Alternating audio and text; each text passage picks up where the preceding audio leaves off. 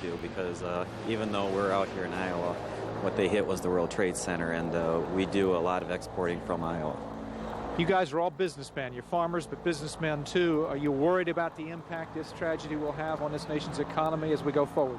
It could have some impact, but I think if we hold the line and use some common sense, I think we'll work ourselves through this.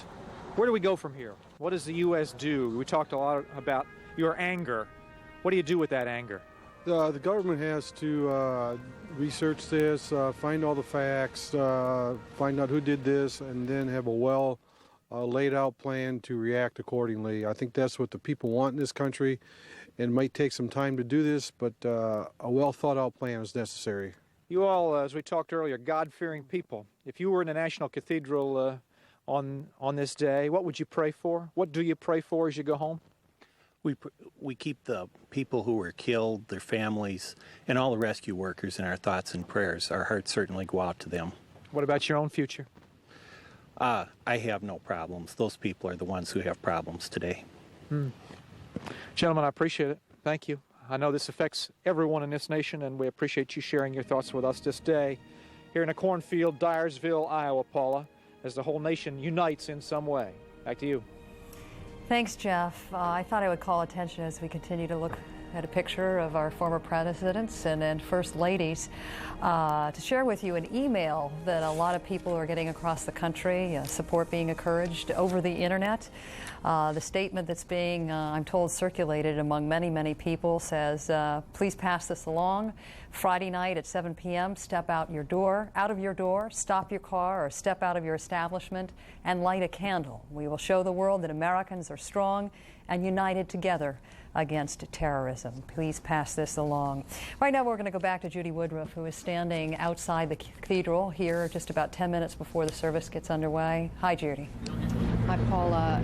As I was saying a minute ago, the weather has just completely turned for the worse in Washington, but it is appropriate for the mood in this city at this moment when everyone has come together. Both political parties. You've been watching the pictures as we have. Republicans, Trent Lott, House Speaker Dennis Hastert joining together with Democrats, former President Jimmy Carter. Political party doesn't matter today. We're waiting for this national prayer service to get underway at the cathedral in about half an hour. And we want to talk right now with Bill Bennett, who has become a leading voice in this country on what it means to be an American and the values that this country cherishes. Of course, Bill Bennett, familiar to so many as a former education secretary, former drug czar. Bill Bennett, when I talked to you the other day, you said this is a moment of clarity, moral clarity. What did you mean by that? Well, I think anybody who's been watching, Judy, just saw it. That farmer that Jeff Flock just interviewed in the fields of Iowa, when Jeff Flock said, "What about you?" he said, "I have no problems."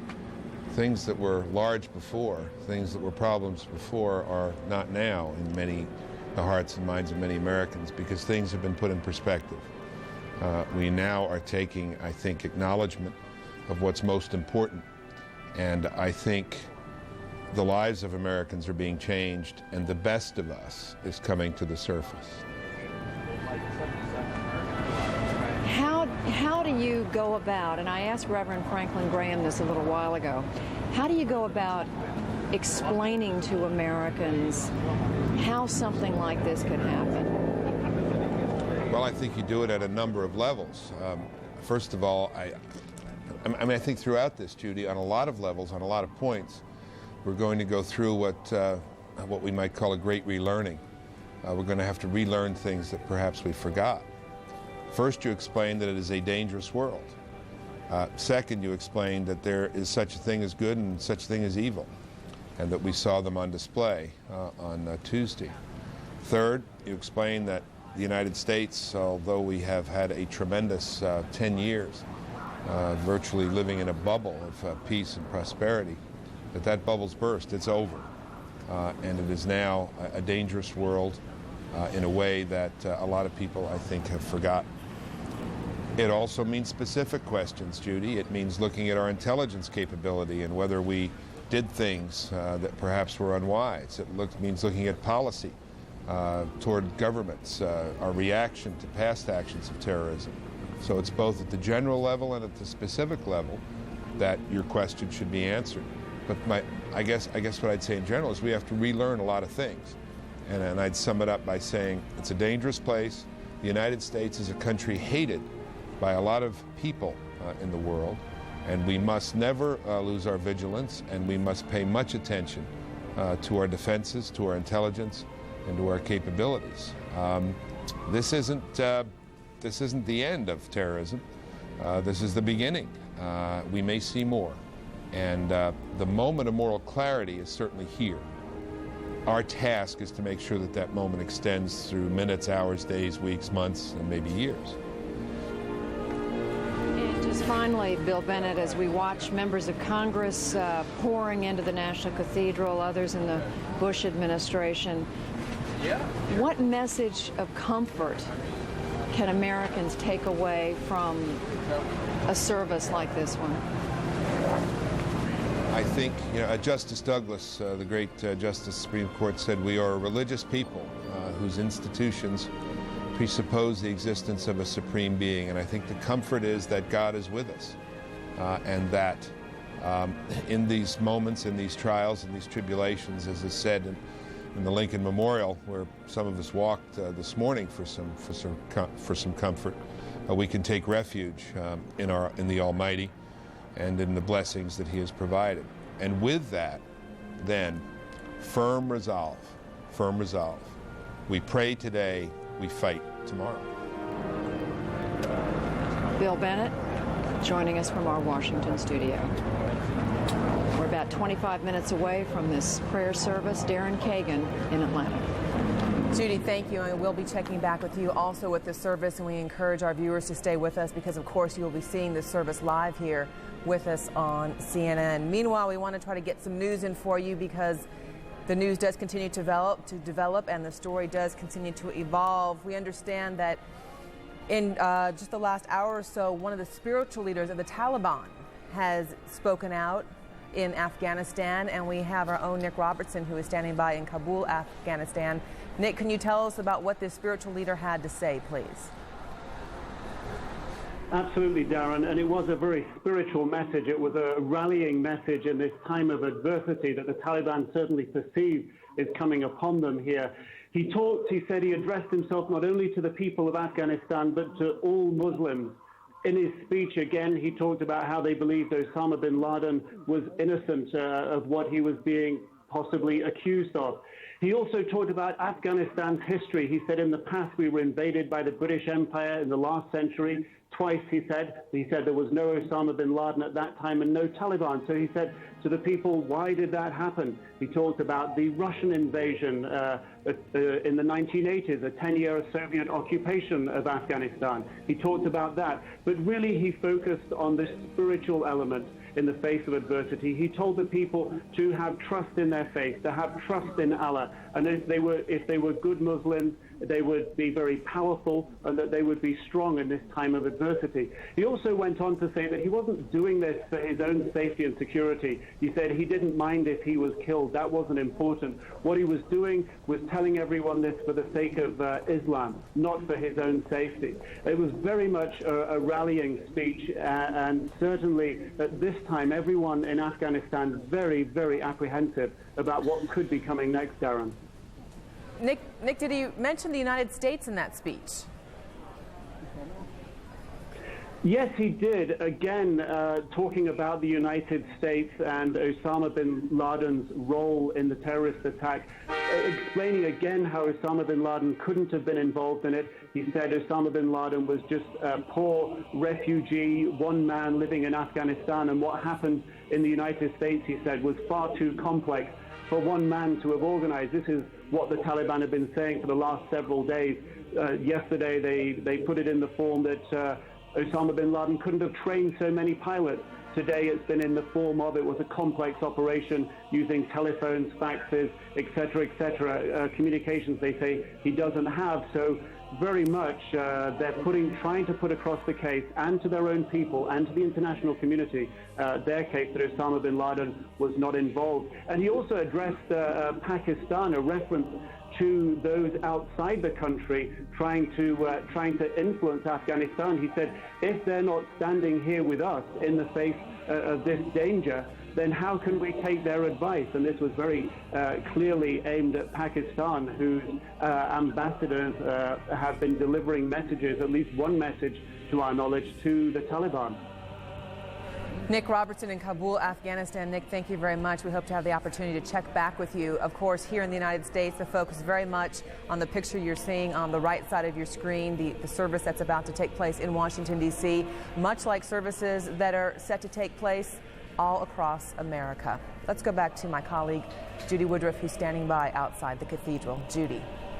Darren, as you can see, this service is getting underway with singing. This is the United States Navy Sea Chanters.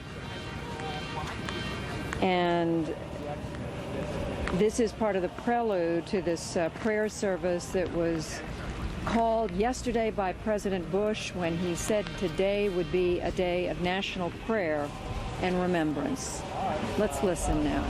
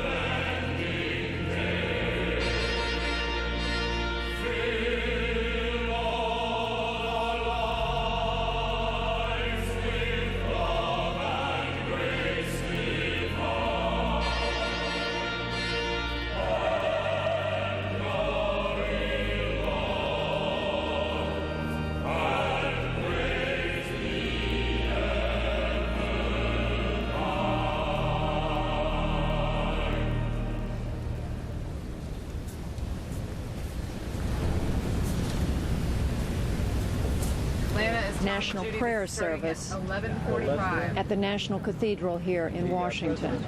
President Bush yesterday in this proclamation called on Americans everywhere across the United States to go to their church, their synagogue, their mosque, whatever place of worship they chose, to take time out today to remember the victims of September the 11th.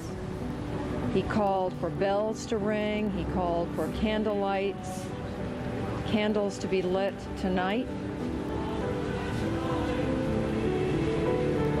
All part of a day long of prayer and remembrance.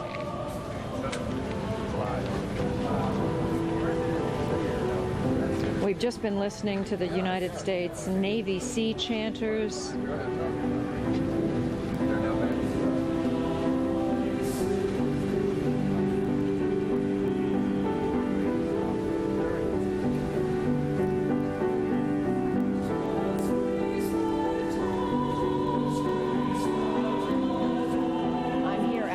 The cathedral with the Reverend Franklin Graham. You were telling me a moment ago your father, Reverend Billy Graham, is in there. He was asked especially by President Bush to be here, and you were saying this is the first time he's spoken at a service like this since the Oklahoma bombing. He's, of course, has been preaching in his crusades. He has one coming up in Fresno, California, week after next. But I don't believe he's been involved in a public meeting like this. And this is a very it'll be a very difficult and emotional time for him. We're told, Reverend Graham, this is former President Clinton arriving with his daughter Chelsea and I believe that is Al Gore, although no, I'm not sure. With his back to the camera, yes. And as we said to you earlier, we've learned yesterday President Bush called Mr. Gore